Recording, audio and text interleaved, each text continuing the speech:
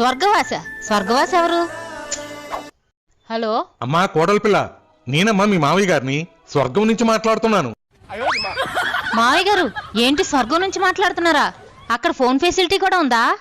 ఈ మధ్య జియోవాడు ఒక టవర్ వేశాడమ్మా. స్వర్గంలో అత్తయ్య గారిని కలిసారా మావయ్య గారు? అత్తకు మించిన అందగత్తెలు ఉన్నారమ్మా. ఇప్పుడు అత్త ఎందుకమ్మా? అంత అందగత్తులుంటే వాళ్ళతో డాన్స్ వేసుకోకుండా నాకెందుకు ఫోన్ చేశారు మావయ్య గారు? మన ఎదురింటి శంకర్రావు గారు లేడు? వాళ్ళు ఎదురింటి ఆవిడ తన సినిమాకి వెళ్ళాడని వాళ్ళ ఆవిడ కొట్టి కొట్టి చంపేసింది కదా మావయ్య గారు. ఈ విషయం మీకు కూడా తెలుసు కదా. వాడు నా దగ్గర 1,00,000 రూపాయలు అప్పుగా తీసుకున్నాడమ్మా. డబ్బులైతే ఇచ్చేసాడులే, కానీ వాడు రాసిచ్చిన ప్రామిసరీ నోటు నేనివ్వడం మర్చిపోయాను. అది కావాలని ఇక్కడ నన్ను తినేస్తున్నాడమ్మా. అమ్మా పరుపు కింద ఉందేమో చూడమ్మా. ఉంది మావయ్య గారు.